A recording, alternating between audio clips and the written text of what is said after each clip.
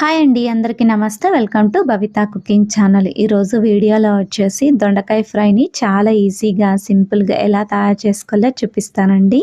నార్మల్‌గా రెగ్యులర్‌గా చేసుకునే దొండకాయ ఫ్రై కాకుండా ఇలా ఒక్కసారి ట్రై చేయండి. చాలా అంటే చాలా రుచిగా ఉంటుంది. అంతేకాదు రైస్‌లోకైనా, చపాతీలోకైనా కూడా చాలా బావుంటుంది.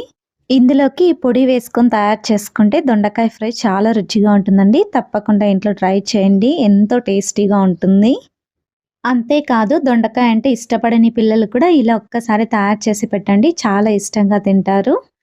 మరి ఇక లేట్ చేయకుండా ఈ దొండకాయ ఫ్రైని ఎలా తయారు చేసుకోవాలో చూద్దాం రండి. ఈ దొండకాయ ఫ్రైని తయారు చేసుకోవడం కోసము ముందుగా దొండకాయల్ని తీసుకొని బాగా వాష్ చేసుకున్న తర్వాత ఇలా దొండకాయలన్నిటిని కూడా నిలువుగా కట్ చేసుకోండి.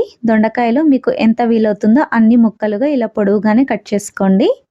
దొండకాయకి ఉన్న ముందు భాగం, వెనక భాగంని కొద్దిగా కట్ చేసుకున్న తర్వాత ఇక నేను చూపిస్తున్న విధంగా పొడవుగా ముక్కలుగా కట్ చేసి అయితే తీసుకొని పక్కనుంచుకోవాలి. నేనిక్కడ 250 గ్రామ్స్ దాకా దొండకాయలని తీసుకొని వాష్ చేసుకొని ఇలా ముక్కలుగా కట్ చేసి అయితే రెడీగా పక్కనుంచుకుంటున్నానండి. ఇలా దొండకాయల్ని కట్ చేసుకున్న తర్వాత స్టవ్ మీద ఒక బాండిని ఉంచుకొని అందులోకి 2 లేదా 3 టీ స్పూన్ల దాకా ఆయిల్ని వేసుకోండి. ఆయిల్ కాస్త వేడెక్కిన తర్వాత అర టీ స్పూన్ దాకా ఆవాలు, అర టీ స్పూన్ దాకా జీలకర్రని వేసుకోండి. ఇందులోకి ఒక టీ స్పూన్ దాకా శనగపప్పును, ఒక టీ స్పూన్ దాకా మినపప్పును వేసుకోండి. మీరు ఇంకా శనగపప్పును అరగంట సేపు ముందుగానే కొద్దిగా ఎక్కువ క్వాంటిటీలో నానబెట్టి ఇందులోకి వేసుకొని అయినా సరే తయారు చేసుకోవచ్చండి. అక్కడక్కడ శనగపప్పు నోట్లో తగులుతుంటే టేస్ట్ బాగుంటుంది. శనగపప్పు అలాగే మినపప్పు కాస్త వేగిన తర్వాత ఇందులోకి 4-5 దాకా ఎండుమిర్చి, కొద్దిగా కరివేపాకును వేసుకొని మంటను లో ఫ్లేమ్లోకి టర్న్ చేసుకొని పోపును కాస్త ఫ్రై చేసుకోండి. ఇలా పోపు కాస్త ఫ్రై చేసుకున్న తర్వాత ఇప్పుడు ఇందులోకి పొడవుగా స్లైసెస్గా కట్ చేసి పెట్టుకున్న ఉల్లిపాయ ముక్కల్ని కాస్త ఎక్కువ క్వాంటిటీలోనే వేసుకోండి. నేనైతే ఇక్కడ కాస్త పెద్దగా ఉండే కప్పుతో 1 కప్పు దాకా వేసుకున్నాను. అంటే నార్మల్ కప్ అయితే కనుక 2 కప్పులు అయితే సరిపోతుందండి.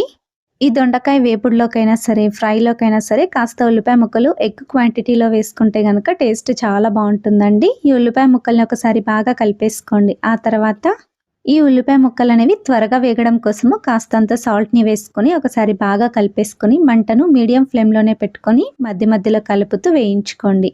ఉల్లిపాయ ముక్కలు వేగేంత వరకు కూడా ఇలా మధ్య మధ్యలో కలుపుతూ వేయించుకోండి. ఇలా కాస్త వేగిన తర్వాత ఇప్పుడు ఇందులోకి ఇందాక కట్ చేసి పెట్టుకున్న దొండకాయ ముక్కల్ని వేసుకోండి.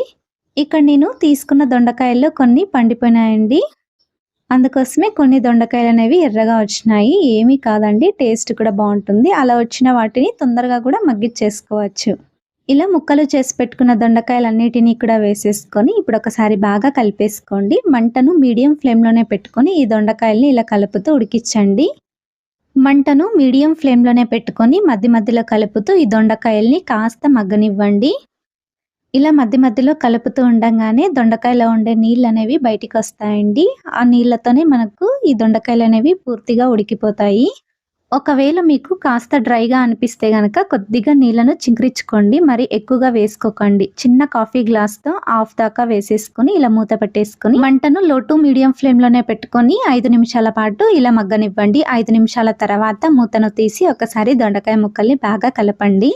చూడండి, 5 నిమిషాల తర్వాత చూపిస్తున్నాను కదా, దొండకాయ ముక్కలు అనేవి ఉడికిపోయాయండి. నాకైతే ఇంకాస్త ఉడకాలనిపిస్తుందండి. అందుకోసమే మరొక 2 నిమిషాల పాటు మూత పెట్టేసుకొని ఉడకనిస్తున్నాను.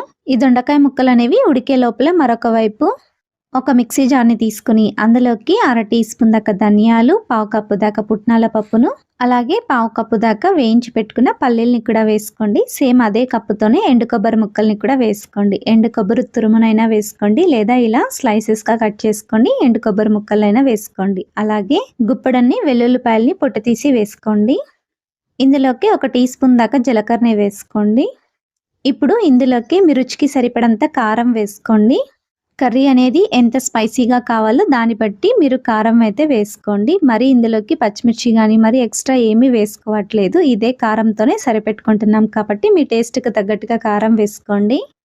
పావు టీ స్పూన్ దాకా పసుపును వేసుకోండి. ఇలా అన్నిటినీ వేసుకున్న తర్వాత ఇప్పుడు మెత్తగా అయ్యేటట్టు గ్రైండ్ చేసుకోండి. అస్సలు నీళ్లు వేసుకోకుండా ఇలా పొడిలా మిక్సీ పట్టి తీసుకోండి. చూడండి, ఇక్కడ నేను చూపిస్తున్న విధంగా పొడి చేసైతే రెడీగా పక్కన ఉంచుకోండి. మీరు కావాలి అనుకుంటే ఇందులోకి ఒక చిన్న బెల్లం ముక్కను కూడా వేసుకొని గ్రైండ్ చేసుకోవచ్చు. ఇలా దొండకాయ ఫ్రైకి ఇలా పొడి చేసి పెట్టుకొని ఈ పొడిని వేసి దొండకాయ ఫ్రైని చేసుకుంటే చాలా అంటే చాలా రుచిగా ఉంటుందండి. మరొక వైపు దొండకాయ ముక్కలనైతే ఉడికించుకుంటున్నాం కదండి. చూడండి చక్కగా వేగిపోయాయండి దొండకాయ ముక్కలనేవి. ఇలా మెత్తగా అయ్యేటట్టు ఉడికించుకున్న తర్వాత ఇప్పుడు ఇందులోకి ఇందాక మనము గ్రైండ్ చేసి పెట్టుకున్న పుట్నాల పప్పు, పల్లి పొడిని ఇందులోకి వేసేసుకోండి. ఇలా ఈ పొడిని వేసుకునేటప్పుడు మంటను లో ఫ్లేమ్‌లోకి టర్న్ చేసుకొని ఒక నిమిషం పాటు ఈ పొడి మొత్తం కూడా బాగా కలిసేటట్టు కలుపుకోండి. మంటను కంపల్సరీగా లో ఫ్లేమ్‌లోకి టర్న్ చేసుకొని పుట్నాల పప్పును వేసుకొని మీరు బాగా కలుపుకోవాలండి. లేదంటే గనుక అడుగున పట్టేసుకుంటుంది. ఈ పొడి మొత్తం కూడా బాగా దొండకాయలకి పట్టేటట్టు కలుపుకోండి. ఇలా ఈ పొడి మొత్తం కూడా బాగా దొండకాయలకి పట్టేటట్టు కలుపుకున్న తర్వాత ఇప్పుడు స్టవ్ ఆఫ్ చేసుకోండి. మీరు కావాలనుకుంటే కనుక ఈ పొడిని ముందుగా స్టవ్ ఆఫ్ చేసైనా సరే వేసుకొని కలుపుకోవచ్చండి. ఇలా స్టవ్ ఆఫ్ చేసుకున్న తర్వాత కాస్త టేస్ట్ చేసుకుని మరింత సాల్ట్‌ని అడ్జస్ట్ చేసుకోండి. ఇలా సాల్ట్‌ని వేసుకొని మరొకసారి బాగా కలిపేసుకోండి. నేనైతే ఇక్కడ ముందుగానే కొద్దిగా సాల్ట్‌ని వేసుకున్నాను. కాకపోతే తక్కువ పడింది కాబట్టి మరి కాస్తంత సాల్ట్‌ని వేసుకొని బాగా కలిపేసుకున్నాను. ఇలా కలుపుకున్న తర్వాత ఫైనల్‌గా చిన్నగా కట్ చేసి పెట్టుకున్న కొత్తిమీరను కూడా వేసుకొని ఒకసారి బాగా కలపండి. ఈ ప్రాసెస్ అంతా కూడా మనము మంటను పెట్టుకొని చేసుకుంటే గనుక అడుగున అంటుకుంటుందండి. అందుకోసమే నేను ముందుగానే స్టవ్ కట్టేసుకున్న తర్వాత ఈ ప్రాసెస్‌ని చేసుకుంటున్నాను.